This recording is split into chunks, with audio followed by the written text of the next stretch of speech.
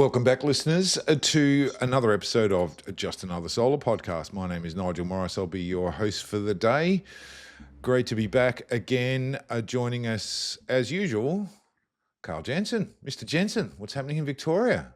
Freezing cold, Nigel. It was 4 degrees this morning, turned into a cracking day, even though the last week has been less than 1 kilowatt hour per kilowatt of panels on my roof. So the weather has been rubbish. Exciting I feel times. you. We were talking about that, and the fact that it's always a bit scary as a solar owner this time of year, isn't it? The winter solstice is literally only about a month away, and it's always scary when you got solar and you go, why is my solar doing so badly at this time of year? Are your batteries getting a flogging, Carl, like mine? No, just keep charging them up 11 till 2. That deal is still awesome. Still charging the house, charging the hot water, charging the cars. I think I'm working out about 40, 50 kilowatt hours a day for nothing. So it's great. Nice. I've really got to do that. I'm still got mine set up on the default settings, so it's solar only. And so I'm buying a bit of power over the last week or so while my south-facing array has really dropped off a cliff, of course, as the sun's dropped down over the horizon a little bit, and I haven't got off my backside. So that's my project for next week, is to get some free power in there and some low-cost deals so that I can top them up and stop flogging them senseless. I don't think they've got to 100% for about 3 weeks now. I was going to say it's fun for installers who have put in lots of batteries but are going back to put panels, and now the weather's bad. So I do feel for those guys. It's not an uncommon story. Not uncommon at all. I heard there's been a spate of bad weather in southern Queensland that slowed everyone down up there for the last week or so as well. Jess McPherson is here. Jess, how the hell are you? Oh, I'm good. I'm good. Reeling a bit. I'm still feeling really jazzed from Smart Energy. It's been a lot of takeaways. Yeah, jazzed. Jazzed.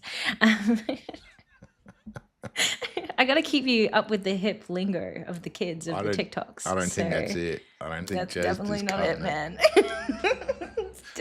Did you enjoy the show? Did you enjoy the show? Did. It was a big effort to get it over the line, but I'm interested. Don't pull your punches. What was good and bad? I will say I found some of the interface stuff a little bit trickier than I don't know, maybe it's just like you get a bit spoiled with some of these things, but like just trying to figure out like I knew there was an app and stuff, and I didn't bother with that like I probably should, and that probably would have made my life easier. I believe it probably was. But I saw some really, really good panels.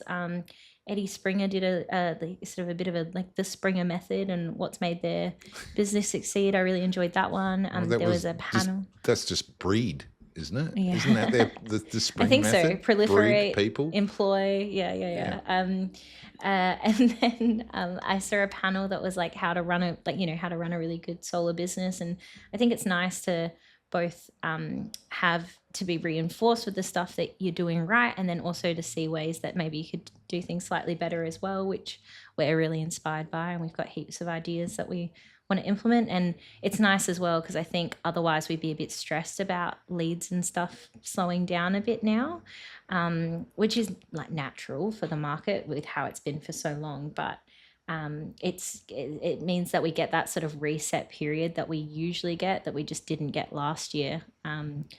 And yeah, we're excited for that. That's good. What about you, Carl? Did you enjoy the show? I saw Terrapin put out the numbers the other day, and there was just shy of 10,000 people there, which is, I think, a record for the show. Whoa! Yep. Explains why we were so run off our feet. But it was the majority of people I heard gave pretty good feedback. Always a few lessons to learn. Always a few escapades to reel in from some of the people who were enjoying the after party events, shall we say? But what did you think, Carl? You were there with bells on. Yeah, some of the stands were incredible. Like really massive amounts of money being spent. Our stand was really, really expensive by the time you get all the people there, and we were only tiny. Obviously, other people spent a lot more. Robots walking around. 20 people, 30 Robots. people on a stand. Just an incredible display of strength for the whole industry, I guess. I had lots of good feedback, and we worked really, really hard on the speakers program. And I think I can't wait for next year. Actually, we're already in the planning phases for next year. A lot of good feedback and a lot of good input from. Oh, can I say as well, Nige, I Yeah. really enjoyed being able to rewatch some of the addresses as well. I think that was a members benefit potentially, but I went back and watched them on YouTube because, like some of them I was there for half of them and whatnot. But it was really good to be able to see those recordings. So that's a nice piece of feedback. I agree.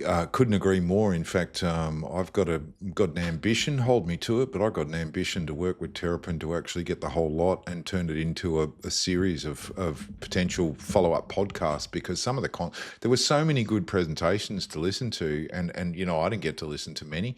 I did a couple of sessions that I thought the content from the people I was chatting to was sensational. It was really, really interesting conversations about the secrets to business success, for example, for solar companies. Really diverse and interesting conversations. And and our heads were maybe a bit foggy to absorb all the nitty-gritty details after a couple of days of what did you say before? After our events. Ditch the diesel rebate. That was the bit that was exciting. Twiggy, to have him turn up at such an event. The guy's a multi-billionaire. Yeah, he keeps saying like one of the battlers. I'm like, okay, mate, just cool your jets a little.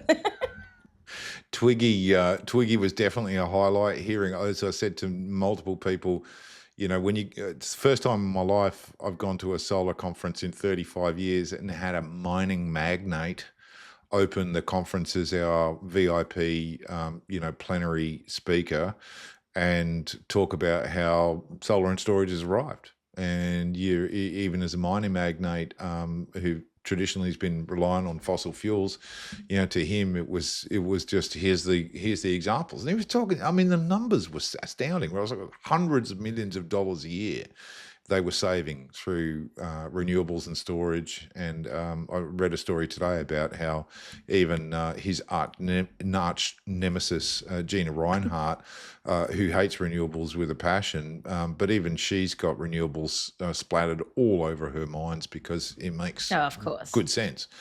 So, and of course, we haven't actually got the episode out yet because the audio was a little bit slow coming back to us. But we did record a live podcast there, and had a special guest.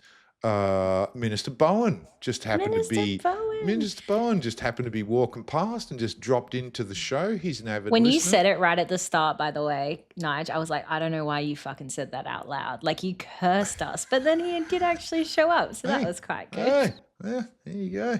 Pull on the Friends levers in I high can pull. places, Nige. Yeah. Yeah, I must admit, I didn't think it would happen either, so I wasn't very prepared.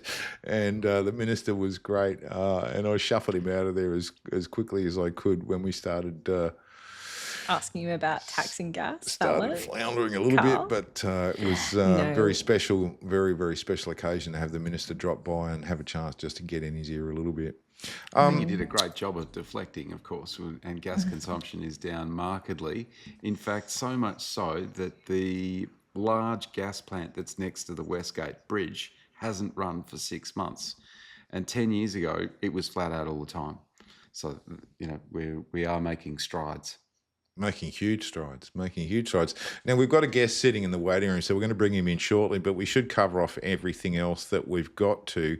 I have to say, thanks once again to Goodwe, our series sponsor, who are always fabulous and actually reached a number one spot in the market. I saw there was a bunch of number ones that they got. So good Like on in you, the Goodwe. Sunwiz summary stuff? Is that what you mean? Yes. For the month of May, I think they picked up a bunch of gongs for number one and a bunch of awards and various other bits and pieces. So thank you, Goodwe, for your ongoing support. We really appreciate that and everything that you're doing.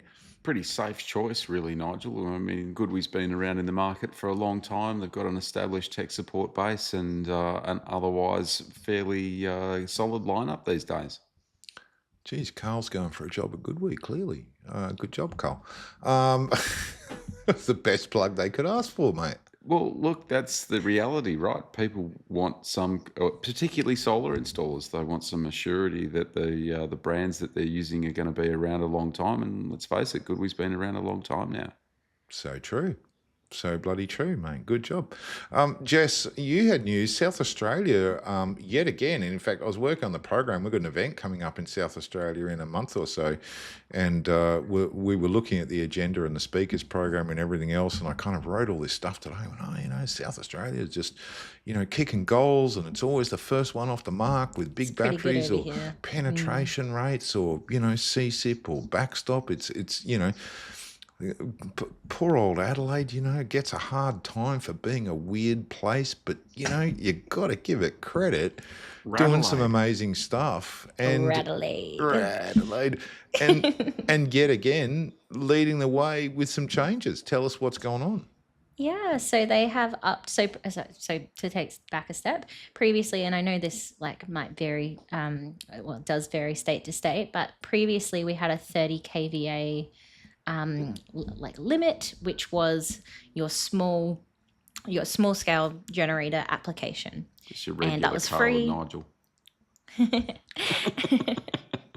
But it was free and it's instant and great portal but that was the limit. So on a single phase home, easy peasy lemon squeezy, no issues at all, because we're 10 kVA solar only or battery only, and then a total of 10 kVA for hybrid. No worries. Yep. But so it was a tick and flick through their portal, nice and easy. As long as your installation is in their list of approved configurations, you're good to go, kind of thing. Yep, that's a lesson for some of the other states. There you go. Go on. You guys should do it. It's great. So good. We should introduce our guest there at that, shouldn't we? Not yet. Not yet. Hold on. He's itching. He's going to come back around to it. Yeah, he's itching. He can jump in on this. Yeah. I'd love to chat about the differences. But so then the issue would be when you had a big 3-phase house and you wanted to do, say they had a stomper solar system already and they wanted to add some battery on, and because we have our solar only and our battery only inverters separated, or solar only and say hybrid inverters separated, people would easily butt up against that 30 kVA limit. Yep. And so, and it was pretty expensive. It's like a fair chunk of change to go to the medium category, the 30 to whatever it was, 100. I can't remember what this is the cost of application. Is that what you're talking? The cost of application, and it took time as well for a proper grid study and things like that. So, so it was quite, it was a big put off for most people who were in that category. Yep. But now we are 60 kVA for a small application, which with a tick and flick, no cost. Tick and flick, baby, straight through. No way. So good. I thought we were going to break the grid and eat everyone's babies if we went to that kind of level, right? Isn't that the theory that we've been dished out for years and years and years? Angus Taylor would have us believe that the world's going to end if we get to those kind of levels. Would you believe, Nigel, at 60 kilowatts of inverter capacity, I can put 150 kilowatts of panels on the roof on a hybrid? I would believe that. That's pretty Small, cool. As long as you got a big roof, right? But I think one of those ones, I don't think it's a good question. I think you'd still be 10 kVA per phase of solar only inverter. I haven't had one yet where I've had to test the middle at the of export that, rate actually. So be some limiting, but so I'm not saying we're putting 150 kilowatts of PV on a residential. Come on, where's your sense of adventure, Jess?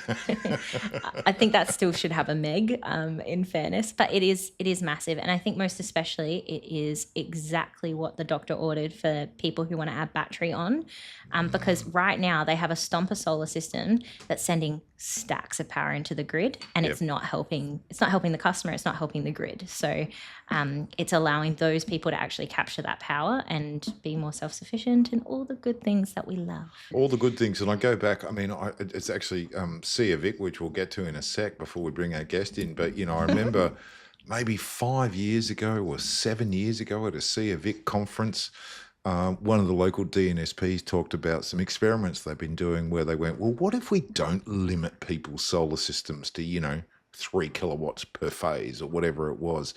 What if we just let them go? What's the impact? What's the benefit? And the short version is that they did a great big huge complex study and discovered that 92.7% of the time solar systems could run their heads off, and the benefit was actually huge to the network because most of the time they actually needed that energy.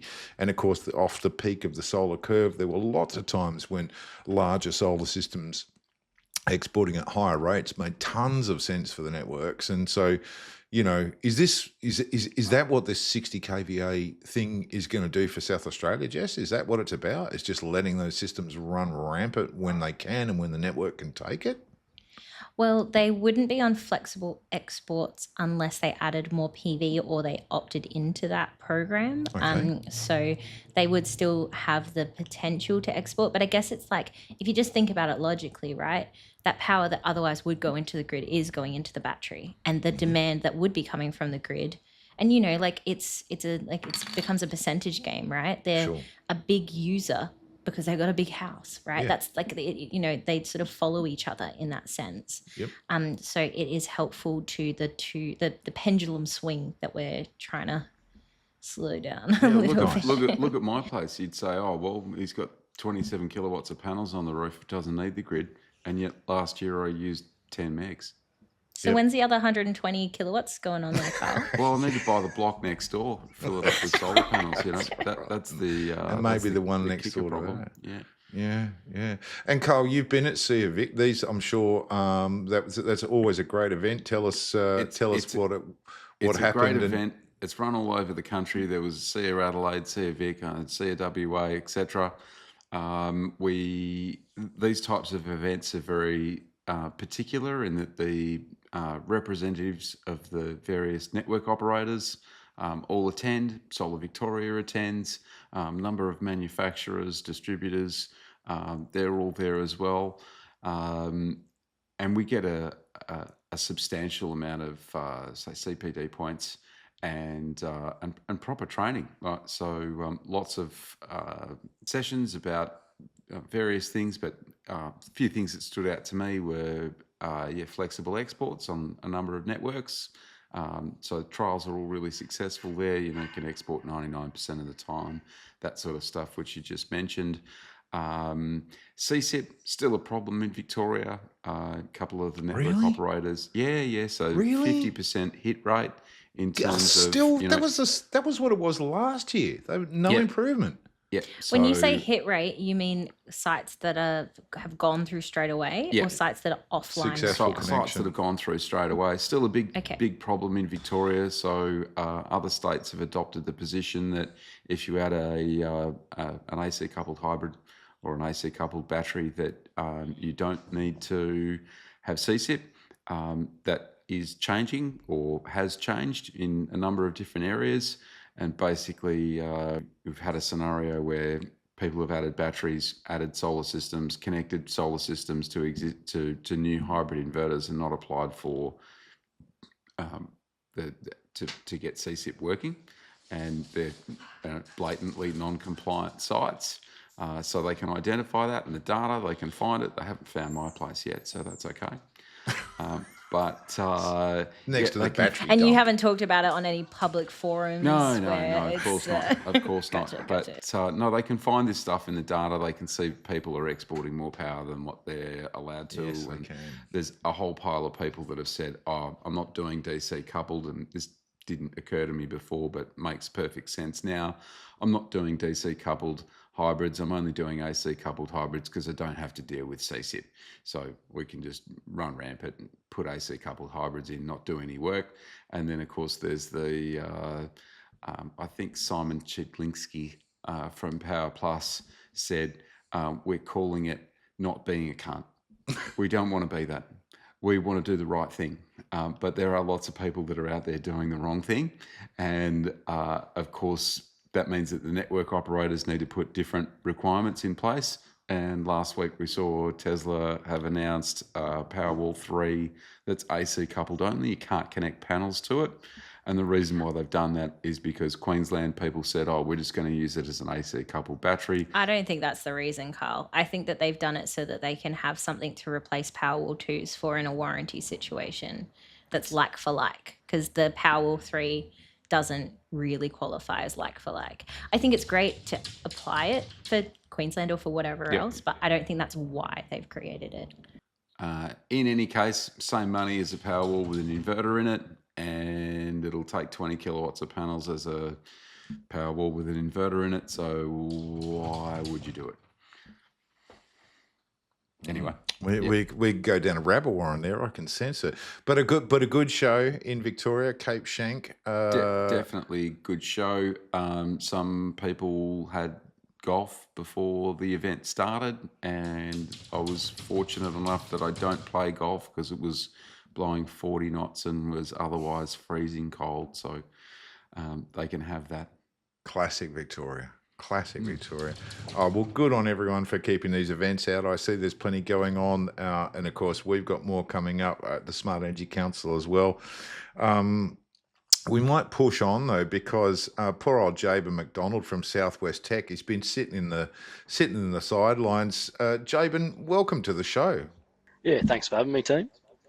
You're welcome. Now, for the listeners who aren't on Facebook, this morning we had someone who we were trying to line up and it didn't work out. And so I jumped on Facebook onto Solar Cutters and went, right, who wants to jump on the podcast? So I spent most of today dealing with all the messages and emails and text messages. Getting very Ruthless, important work Nigel. done. Ruthless. No, we don't want any of those great people. We want Jabyn. We want Jabyn's Jabyn. probably a very great person, Carl. So Absolutely. my thinking was, okay, we had a guest that we thought might be able to make it, but they couldn't make it in the end. And I thought, you know what? I want to get to some people who we haven't heard from before. I want to get to someone who's actually on the ground and dealing with the real world of this, not sitting in our ivory towers as we do. So Jabyn, let's kick off with an intro. Tell us who you are, what your business is, and how you ended up in solar. Yeah, well, I sort of just was, leaving school and was looking for an apprenticeship and things and landed in the renewables industry, to be honest with you. It's been a great industry. It's been good. Our business sort of is pretty remote in the country. We service 2,000 Charleville, Queensland. Nice. We have a 2,000 kilometre service area, which is interesting. Yes, interesting mate. at the best of times. But yeah, look, it's a ridiculous renewable industry at the moment. Like, we're flat. It's highly rewarding. I love it, and I sort of just landed in it, to be honest. It's not something I really Jabyn, planned for. I've got a really grassroots question for you. Yeah. How much does it cost to get freight from Brisbane to Charleville? That would seem like a 600 a pallet. massive expense for your business. Yeah. Yeah, 600 a pallet if I want it overnight. Best case scenario, $250 a pallet if I can wait a fortnight. A fortnight. Make some It's interesting not planning exactly decisions. drive through McDonald's, is it? No. So you got a pallet of solar go on. panels, mate, is a pallet and a half, not a pallet. So 900 a Yeah, What do you pallet. mean right. it's Of a course, pallet it's and a not a half? standard pallet, they're is it? longer. And these days they weigh I see a what ton, you right? mean. Yeah. A pallet weighs a ton these days. Literally, 980 odd kilos, Yeah. Is that right? Wow. Yeah. Bloody hell. which you Okay, take so into you're in consideration Charleville. when you're lifting them up. Yeah. We do talk a lot about how heavy a panel is individually, but it's a good point. We are a bit spoiled, aren't we, in the sense that it's well, to your point, Carl, it's sort of a bit more around the corner for us. It's not, the logistics are important, but I mean, how much does it factor into your decision or your almost your costs? It's massive. Proper.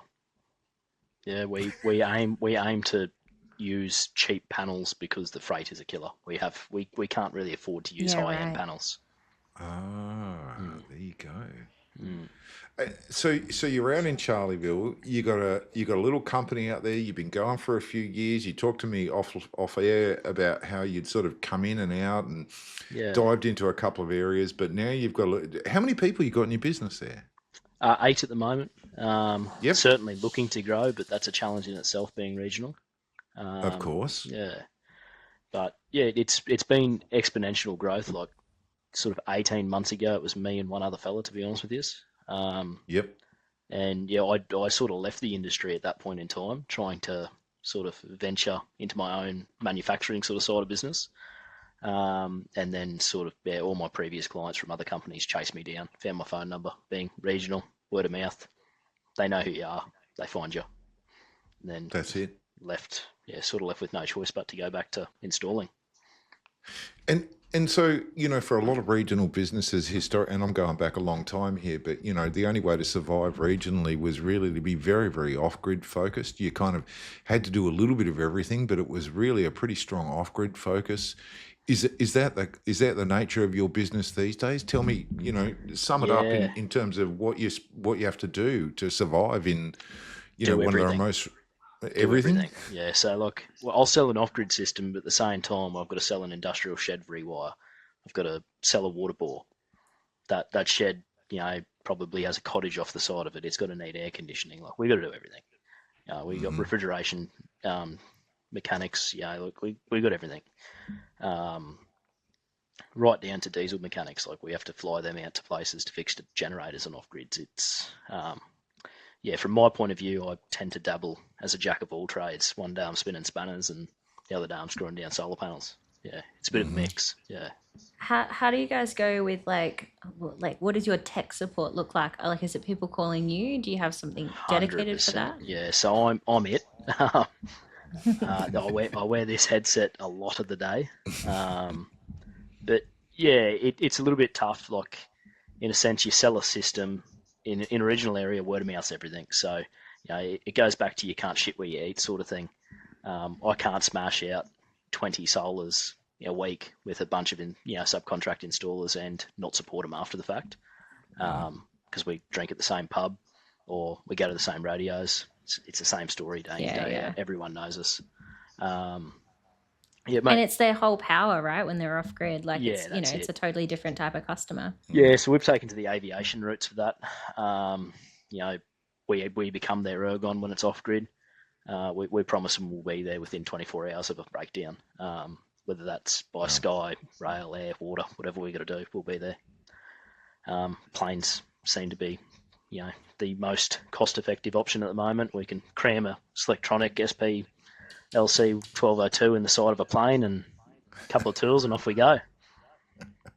It's a bit wild, but it's what it comes down to. That's so good, mate. It's the best. I remember in the early days of my career going out and visiting some of the guys who were servicing Northwest WA and the NT, and a number of them had their own planes. Yeah. They got to the point where they went having a little Cessna and the ability to put one or two guys or an inverter and some connectors that you forgot on the last trip or whatever else, and just run out there in the plane and land in the dirt and sort it out and hop in the plane and come back home. That's the way it's got to be done, right? It's the only definitely only way a goal you of can do ours to get there. Just a expensive maintenance route to sort of justify at the moment. It certainly is. I hear Gina's giving planes. Gina's giving planes away. So yeah, I've got a pilot's license and access to a plane, mate. So sing out if you ever need a hand. Hey, mate, it's all about who you know, isn't it? Yeah, that's right. That's right. I think that one's homemade by a friend of ours, isn't it, Carl? He built it himself. Yeah. Yeah. Yeah, let's come back because you've nominated a couple of issues that are really challenges for you in this remote area, and one of the things I listed was understanding the difference between we sit in our ivory castles in the city. We hear a lot in the press from I'm sure someone who you get to have a beer with occasionally in the likes of Mr. Catter and some of the other regional guys and girls. There's a big difference between what it's like living in a city and living in a regional or really remote area like you are. But SWIR limits, SWIR's a thing. single wire earth return for those of us in the city who haven't come across it. It's a bit of a thing in SA in the north, I know, Jess, and definitely a thing Yeah. in Queensland. And you were saying, Jabyn, that you actually operate across central Queensland and into the NT a bit and into into the north of New South Wales a little bit. What's going on with SWR? Is that a challenge for you guys? It is, mate. Yeah, we've sort of noticed a bit of a trend coming into, weather predictors and stuff predicting a drought ongoing for Queensland.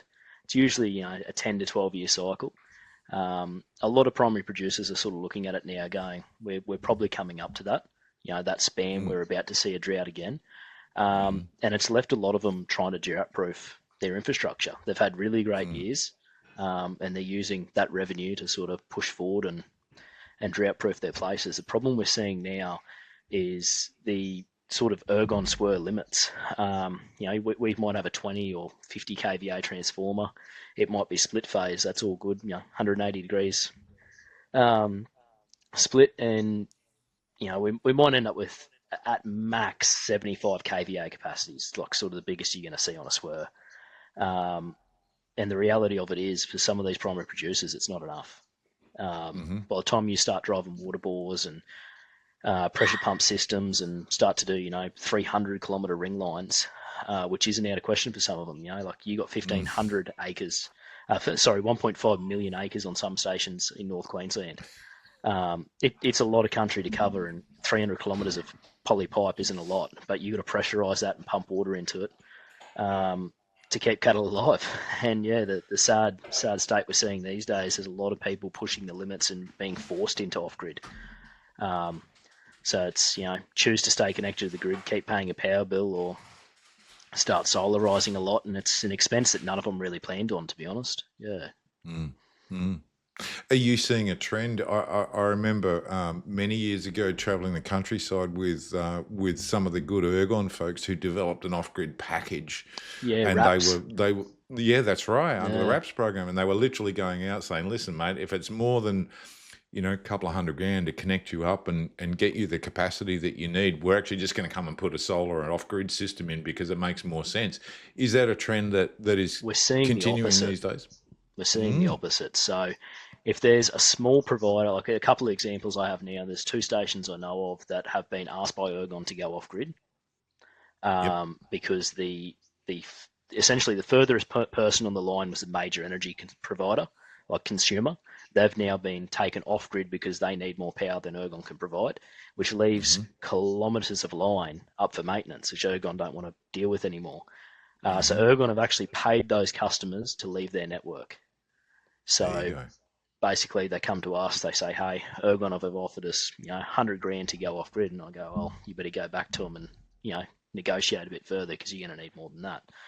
A lot of them with water pumping and stuff, it's not an option. Where some of the smaller guys, they might get $100,000 and build a decent off grid that's going to last them a long time, and that's well and worth their time. But from Ergon, it's a maintenance perspective. They've got to pay people to drive, 600 k's from us even to get out there and through floodwaters, and helicopter check SWR lines are down. It's hundreds of kilometres of network. So it is a lot cheaper from a maintenance perspective to just get those customers off their grid. It's a thing, isn't it? It's a thing, and it hasn't gone away, clearly. And so you talked about the change in your business and how it's taken off a bit in the last 18 months. Part of that is undoubtedly to do with diesel and the cost of fuel and diesel in the last couple of months. Part of it is undoubtedly because of some of the rebates that are out there for batteries. How has the cheaper home battery program translated into a regional environment for you guys? What does that mean for an average consumer in the bush? Look, for our smaller producers, like the mum and dad operations, not necessarily owned by a company, but they might have 20 or 30,000 acres. It's meant they can sort of invest in the infrastructure that's going to offset their diesel usage, which couldn't have come at a better time. With diesel rising just recently, like a lot of those places that we did manage to take off grid was, perfect time to invest in that. And it's made it accessible to those people who don't have a lot of money. A lot of those sorts of companies can't buy their own machines and that sort of stuff. They're having to pay contractors to come in and do certain operations, which cuts a lot of their profit out of the picture from the get-go. So yeah, it was really, really good to see sort of your lower end of the market get access to that.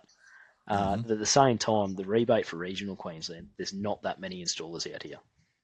Like, I can count on two hands the number of off-grid accredited people within a probably 800-kilometre radius of me.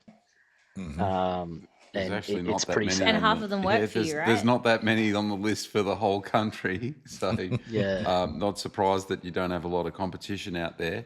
Yeah, but it's not necessarily the competition factor. I'd prefer to have the competition and see these people get access to the installations during the rebate periods. It sort of affects us. Like, if I've got an install in Charvel and an install in Windora, that's 500 kilometres away. I can't do 2 to 3 installs a day with my team. We've got to travel. So, you know, essentially all the regional Queensland sort of got left behind in the rebate. Like, we didn't have enough installers. Even people coming from the coast, we couldn't install enough systems to make it count out this way. Yeah.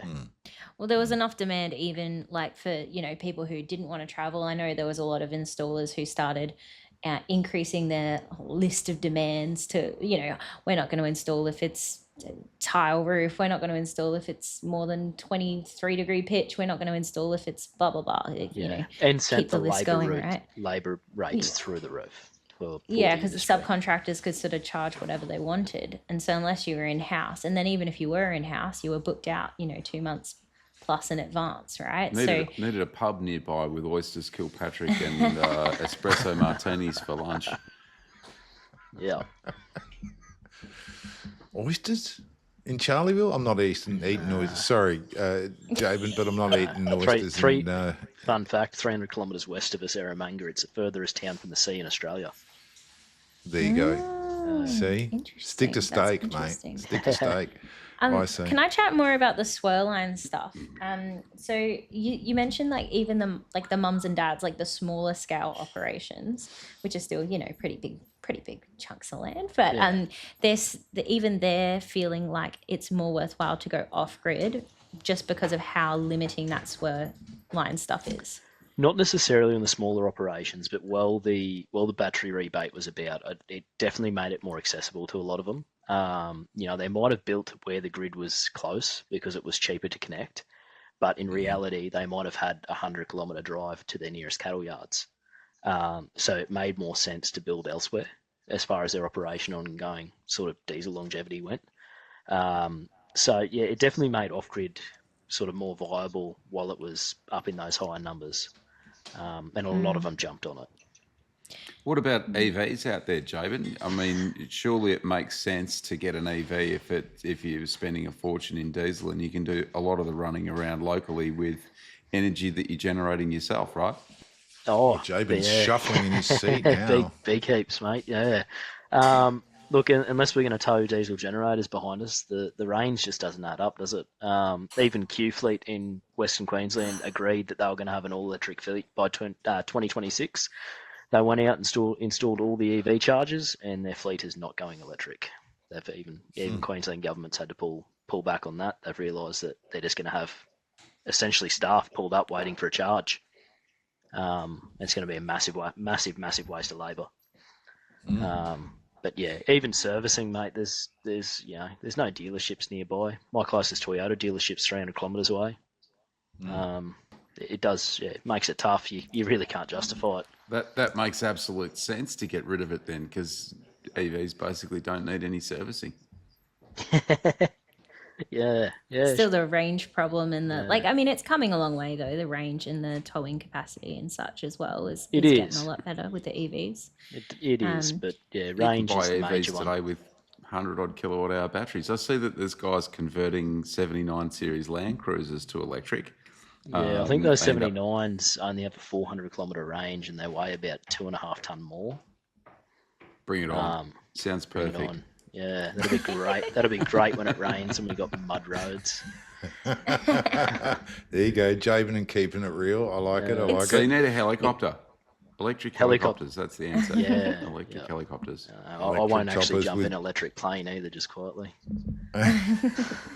I think you make a really good point though around like people being left behind, right? Because at the end of the day, um, I think most suburban areas were pretty to capacity, and there were a lot of people that missed out on the rebate just because they got in the queue too late, right? Yeah. But I think what you're talking about is people who, through absolutely no, like, it's not really their fault that there's like, two people they could ask and both of them have got quite a bit on the docket.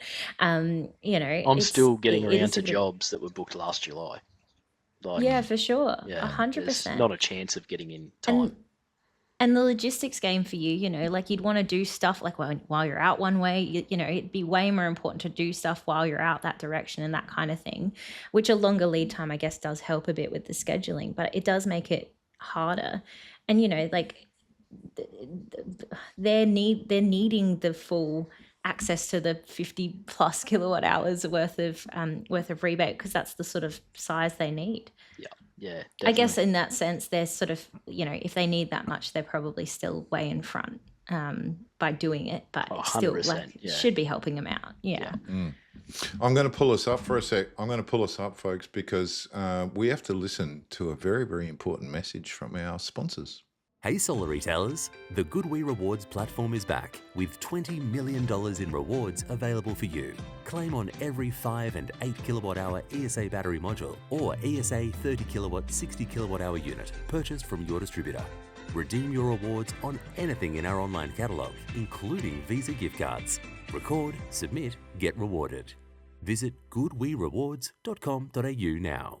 We're back, and once again, thank you to GoodWe. Congratulations on making #1 spot in May for a whole bunch of reasons. GoodWe really powering on. It's a hot fight out there at the moment for that #1 spot, and more power to GoodWe for climbing up the ranks. Now, while we're talking about all sorts of cool things to do, particularly with all the different battery providers out there, Jabyn, you highlighted earlier on that the sort of cabinetized package systems that everyone seems to love and are taking the big #1 ticket, #1 spots around the country. Not so good where you're at. The challenges out there in Charleville. Yeah, look, we're seeing sort of with their SEO optimization and advertising, they're sort of flooding the market. They're getting in front of a lot of, mum and dad consumers and big companies, and they're just not lasting. We're seeing, especially out in Western Queensland, like the further north and western regions, we're seeing high humidity, high heat. These have like a tiny little 48 volt air conditioner bolted in the side. The batteries are just copping it. Their state of health's at 70, 80% within 12 months. It's not great. We're seeing a lot of people flood to the market because it seems easy. It's drop on site, get a Sparky to connect it, great. But it's sort of damaging the industry and the reputation out here too. They're like, oh, solar off grid doesn't work. It didn't work for us. The other thing we're seeing a lot of is 3,000 RPM. Little Able Sales Chinese generators, 3,000 RPM diesel for a backup generator, especially on your smaller bush camps and stuff. It's just not suitable. 1,500 all the way, right? I remember that from the early days. Yeah, it's even when you start to get to like a 16 kVA generator and it's still air cooled, it's cutting costs at every corner, and it just doesn't suit this area. We won't use an air cooled diesel motor for much more than a water pump, to be honest. They just overheat. You've got a 40 degrees ambient temperature. It's just not a thing we can consider. Right down to the inverters derating at max capacity. It's it's really flooding the market, and it's unfortunate to see. There's been a spot of news about that as well. There's been one name in particular that has copped a lot of flack. I won't beat around the bush, but Fox has been sort of had some accusations thrown at them about operating in cold climate. There was a Solar Quotes article. I've seen some pretty distressing photos of people like wrapping their batteries in Glad wrap Not a and problem for alfoil and Jabyn. shit. Not a problem for Jabyn. No, we Well, do that's get true. down to -10. Yeah. Yeah. Well, it's Yeah. both sides of the spectrum, isn't it? When we're talking about lithium ion, right? Yeah. Like it wants to sit in the happy medium. That's it. No product like temperatures extremes, and you know, going back to the old lead acid days, you No, know, they didn't either. No. they don't like it either, right? A couple of winters you have know, ruined them. That's right. That's right. So, you know, I don't think it's a new problem that we're facing, that storage suffers in extremes of temperature. And of course, you get out in places where you've got, you know, high 40s during the day and then sub-zero at night. You know, that's really, really challenging territory.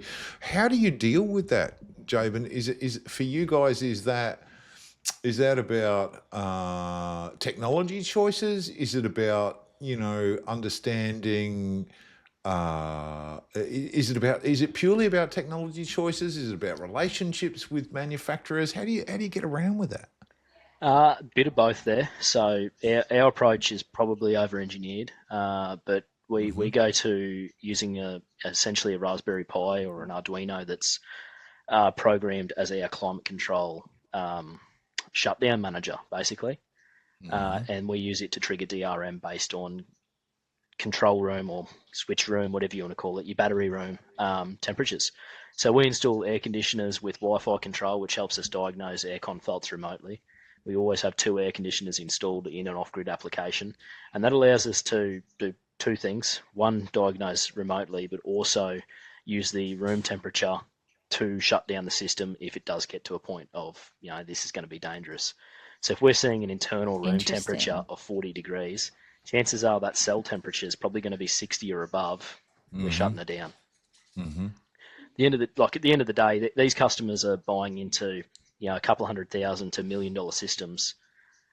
That little bit of degradation matters to a long-term product. It's all about longevity to see an ROI. So yeah, it's probably a little bit over-engineered, but it's our approach to it. And a lot of these containerized systems, I love you're it, not man. seeing That's anything excellent. like that. Even in the colder temperatures, you know, we've got a shutdown limit. If we're seeing a temperature below 10 degrees in that room, especially out here, if that heater's not keeping that room above 10 degrees, and we use cold room panel to build the rooms, we've got an issue. Like, it's, you know, either the door's been left wide open, or the aircon's broke. It's as simple as that. And we want the customer to lose power, because a lot of the time these customers are busy with their own lives, or, you know, worrying about animal welfare, to where they're not worried about power. It's either on or it's off. It's a perpetual challenge, isn't it? And you know, I think about this again, going back decades and decades and decades of working with. So old, Nige. Fuck you, Jess. No, it's all right. I grew up on lead acid. Exactly, right. Going back all those years and going, you know, the biggest challenge here is that, you know, being totally brutal. I want to know how you reckon we get around this, but being totally brutal, you know, if I'm a global manufacturer, I'm looking at the world and I'm saying, right, I can ship, you know, 80% of my product to you know, Brisbane, Sydney, you know, Melbourne. I'm going to ship 20% of my product to other areas, and, you know, how much attention do I really want to pay to what's going on out the back of Charlieville? Don't want to support Jabyn at all. He's too far away, and he needs helicopters and airplanes to service the gear. Why would I want to service That's right. It's crazy. That's right. It's hard, right? That's a good point really in itself. That's a good point in itself, Carl. Like with manufacturers, they might offer a warranty where they send us out a inverter or a battery. Yeah, like we're not covering avgas or plane operating costs. We're not covering the labour to sit in a car to go do it. Warranty falls on us. And it is a big issue we've always dealt with, and it's why we've had to over-engineer everything. At the end of the day, I'm the bloke who installed it. I'm the face. It comes back to us. You know. You're the guy at the rodeo who's got to shake hands with everyone and either getting a punch up or have a good time, depending on whether you got 24-hour power out there to keep the toilet flushing, right? Pretty much. Yeah. That's a real thing. What would your advice be? Get a heat pump. You know, Nigel? get a heat pump, lower the load. There you go. Yeah, well, obviously that's what Nige was asking Carl for Carl's advice. That's obviously what was happening right there. I advise against heat pumps out here because there's no one to service them. Don't need any that's service, fair. Jabyn. Yeah, just as reliable as any other hot water service. Oh, just they as don't need any reliable as an service. AC. Yeah, that's Yeah, it. just No, a- they it's are. just They a are tank. just an air conditioner. Unfortunately, Yep. basic right. electricians out here don't see them as that. They just see them Yeah. as a too hard basket and walk away. How, Jabyn, I mean, this has always been the perpetual challenge as well, right? Is if we can just lower Hey, the wait! load He didn't out get here. to give. He didn't get to give his advice. Oh, Carl sorry. cut him off. Oh yes, to manufacturers. Look, it sort of comes down to, are we going to put in warranty documents about where they're installed? They rate them for IP ratings. They rate them for a temperature range. Some batteries have heaters in them, but are you really going to go install that battery outside in if it's outdoor and IP rated in Australian UV and Australian heat? Absolutely. You 100% can, but it's not going to last. The longevity is going to be horrendous, and that performance warranty might just maybe by a hair clip it, but the customer's going to be let down, and they're not going to see the ROI that Pylon's 20-year promise from these big retailers have promised. It's never Look, going to be I there. don't disagree though, Jabyn, but the thing is the big manufacturers like, say, Huawei that does the iStore, we've been selling those batteries since 2019, so there's nothing new about them. And we're seeing 5 years down the line, 5% degradation with 100% cycle. How many do you have out in Charlieville? Yeah, that's a good Huawei's? question.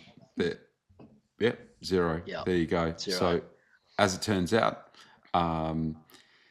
there's 35,000 Huawei hybrids out there in the market. There's probably only 5,000 batteries that have been out there in the market for the last 6 years. So 1 in 7 would have got a battery. The rest of them are hybrids sitting on the wall.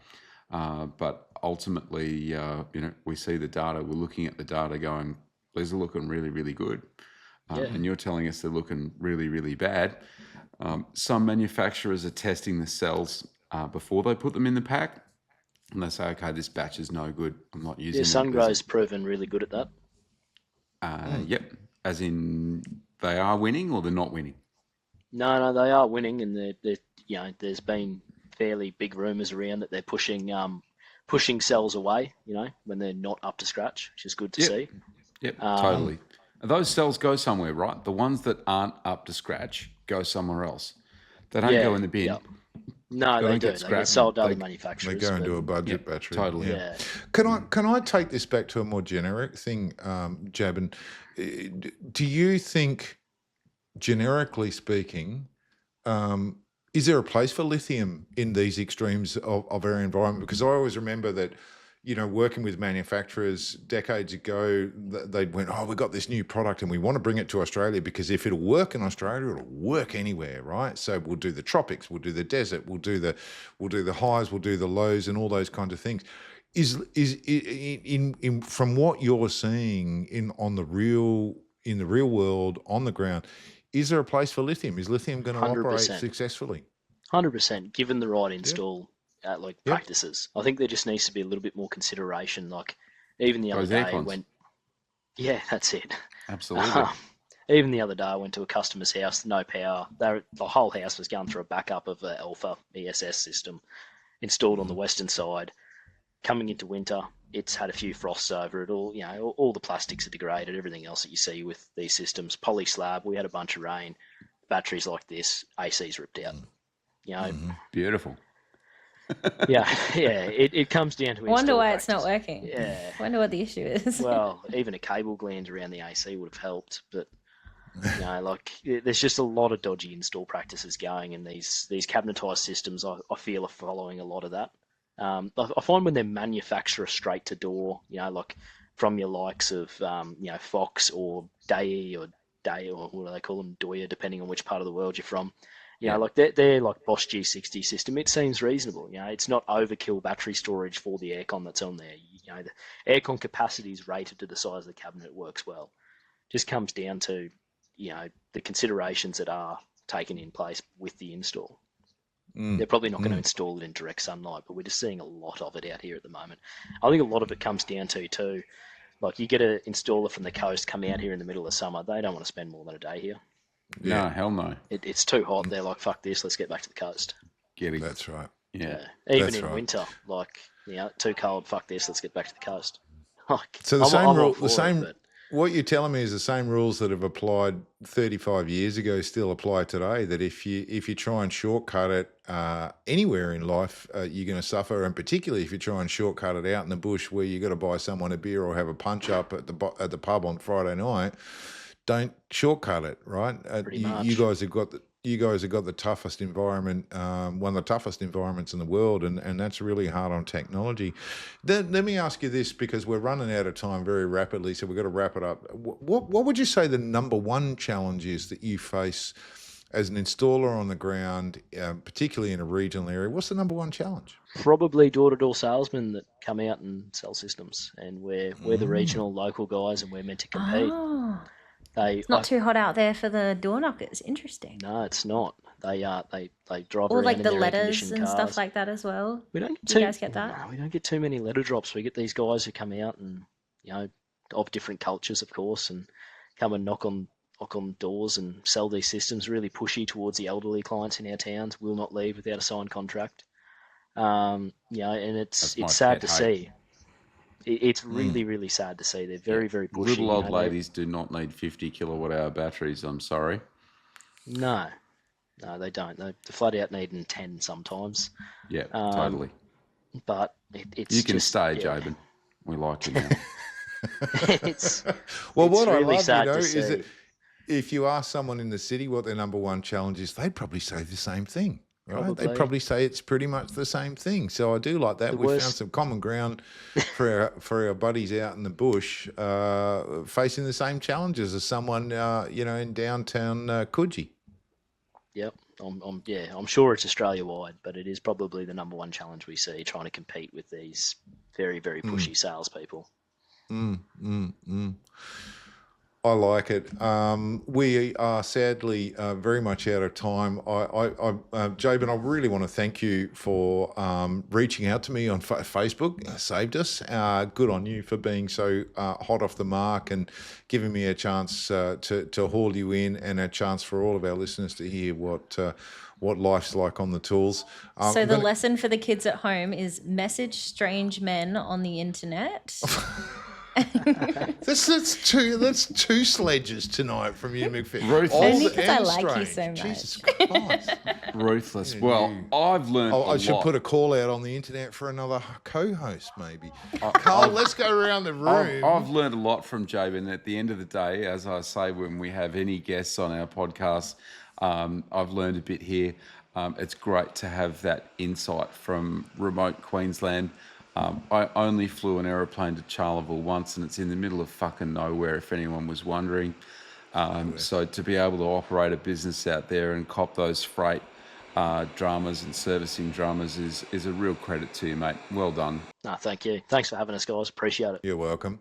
Jess McPherson, final comments from you to wrap up the episode. No insults to me Yeah, I'll be allowed. nice this time, I promise. It's done with love, Nige, I promise. It's the funny ha-has. My little wrap-up takeaway is I think that maybe especially lately people have felt very spoilt by their manufacturers, and I think our conversation today kind of like highlights a little bit about maybe just take a breath and appreciate how good you've got it, but also like think of a way you can give back to your manufacturer. Like it's a relationship, it's a two-way street, and I think a lot of people are really happy to get stuff handed to them in a silver platter, and they're very quick to complain. But I think you should be finding ways to put effort into the people that are helping you. You should be looking for ways that everyone can help each other. That was pretty nice, Nige. Two-way street. Words of wisdom from Jess from the TikTok. She's so young, but she's so grown up. I love it. Jabyn, closing comments from you, mate. How would you wrap everything up that we've heard and talked about today? I think it's a great comment that Jess has made. Like with manufacturers, like especially in regional Australia, we probably should have more communications about that. But it is such a small area of the market for them to worry about. I don't think it's necessary for their business operations. It would be great if they had those conversations. Sometimes hard to get those conversations, but it's definitely a two-way street. They can only build as much feedback as we give them, and that's the harsh realities of it. Yeah. So true, so true. Jabyn, that's wise words. And for what it's worth, for all the manufacturers out there, especially those who aren't used to how big and diverse Australia can be and what it's like out west, again, I'm going to reach back into my deep dark past and say there is no better experience than driving from a gate to someone's home when it's 300 or 400 Ks from the gate to the house and turning up with a pallet of beer and 3 or 4 beasts and spending a night having a good time with a whole bunch of people who've driven 1,000 Ks. You will never have such a good time in your life. It's been too long since I've got the privilege of doing that with some people in the bush. Jabyn, I know where I'm coming. I'm knocking on your door. If Yeah, I'm you got a getting new up to trade assistant Charleville. there, Yeah. Jabyn. I'm coming up Nigel to on the Charleville. tools. Some design and some Yeah. sales.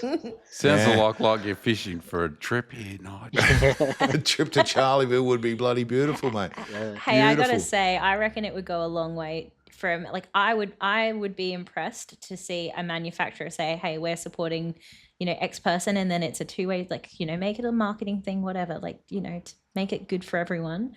I think that's pretty bloody impressive. Bloody impressive. There's a sponsorship opportunity. Charleville races. Is it the races, right? Up at Charleville? Races go off, yeah. Lately, Yeah. our rodeo for the first time in 10 years has gone off. It made the news. It was good. Yeah, yeah. Meat and Livestock the musters, the Association. races. Yep, Meat and Livestock Association annual general meeting was there not last year but the year before. My dad went. Yeah, we actually just hosted the one in Morven this year. It was great. Nice. We held their PA and AV for them. Yeah, it's a good event they run. There you go. There's an opportunity for all the manufacturers out there who are flush with cash after taking advantage of the $7.2 billion government rebate on batteries. Throw a bit to our friends out in the country. They need our help. And as Jabyn highlighted, the seasonal variations are coming. They're spending up now because they know it's going to be tough for the next few years if El Nino flips over on us. So they're battening down now and getting ready to get through some hard times. Good time to support some of the regional and rural communities in Australia. Despite some of the politics that we might find out there, we're all friends and brothers and sisters and all come from the same family when it's all said and done. We've got to wrap the episode up. We've had a great chat with someone really, really interesting. Thank you so much to Goodwee. Our wonderful supporters. Thank you, Jabyn. Wonderful supporters as ever. Give us a like, give us a share. Tell your friends and family about our show, and we will talk to you next time. G'day, it's Alex Carey here. The new Goodwee ESA home battery is here, and it's a game changer with leading performance and safety features.